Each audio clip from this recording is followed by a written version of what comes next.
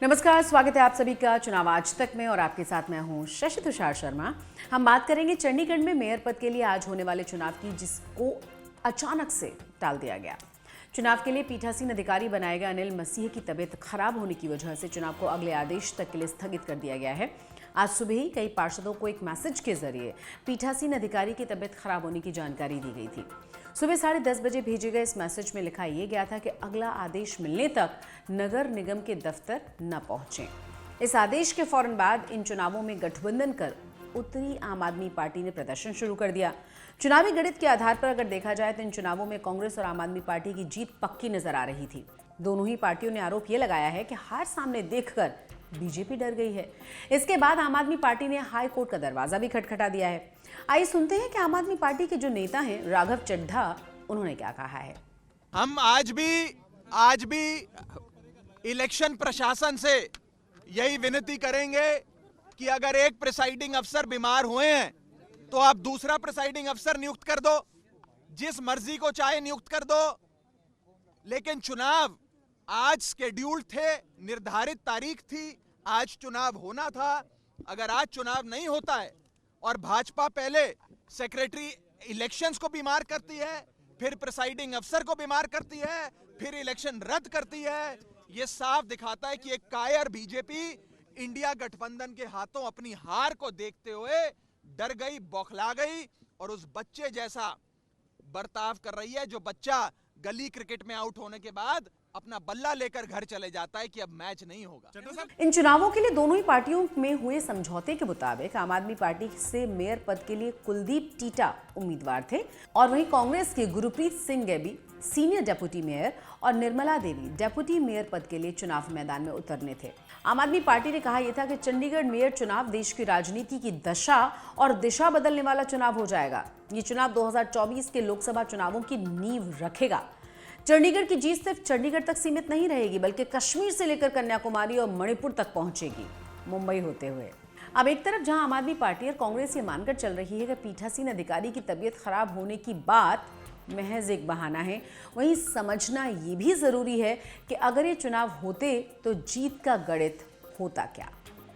Chandigarh mayor चुनाव का गणित तो दरअसल कुल 35 सदस्यों वाले चंडीगढ़ नगर निगम में कांग्रेस की मदद के बगैर आम आदमी पार्टी को मेयर की कुर्सी नहीं मिल सकती।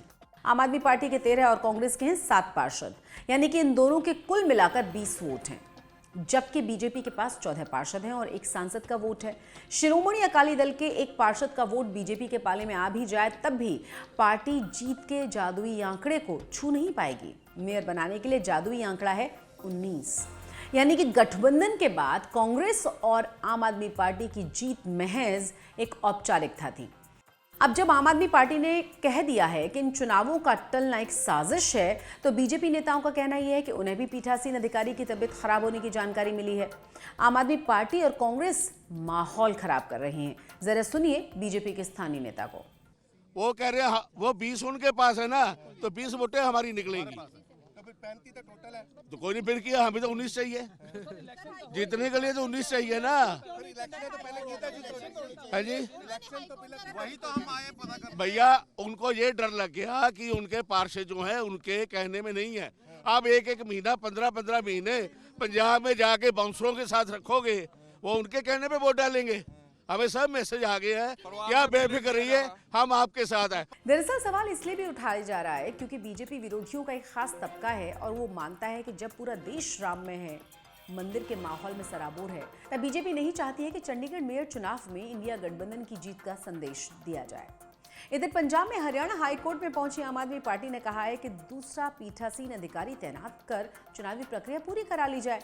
वहीं कांग्रेस के पवन बंसल ने कहा है कि बीजेपी ने मेयर चुनाव टालने की मंशा से पीठासीन अधिकारी को अस्पताल में भर्ती करा दिया है और ये पूरी तरह से अलोकतांत्रिक कदम है। सुनिए जरा पवन बंसल जी को। स्पष्ट हो गया कि भारतीय जनता पार्टी चुनाव हार रही है मेयर का। इनके सब कोशिशें विफल रह गई हैं, ये कामयाब नहीं हुए और काउंसलर्स को तोड़ने का।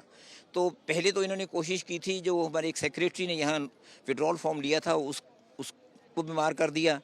उसके बाद जो फिर भी कुछ नहीं बना, उसके नए सेक्रेटरी ने जो कुछ भी करने की कोशिश की, लिखा उसको तुम्हारा वैलिड नहीं है, ये है वो, जो कानून के तहत नहीं है, कानून के कॉरपोरेशन के जो रूल्स इलेक्शंस हैं उसके खिलाफ है, वो उसके बावजूद अब नए को बना दिया। जब आज इन्होंने अपना बना रखा था सेक्रेटरी नया, और जो प्रिजाइडिंग ऑफिसर लगाए हुए थे मिस्टर अनिल मसीह, आज उनको बीमार कर दिया है मौके पे, ताकि सिर्फ ये कर सकें जो इस वक्त इन्होंने कर दिया है कि इलेक्शंस का बहाना लेके, मतलब उसका बहाना लेके इलेक्शन रद्द कर दें।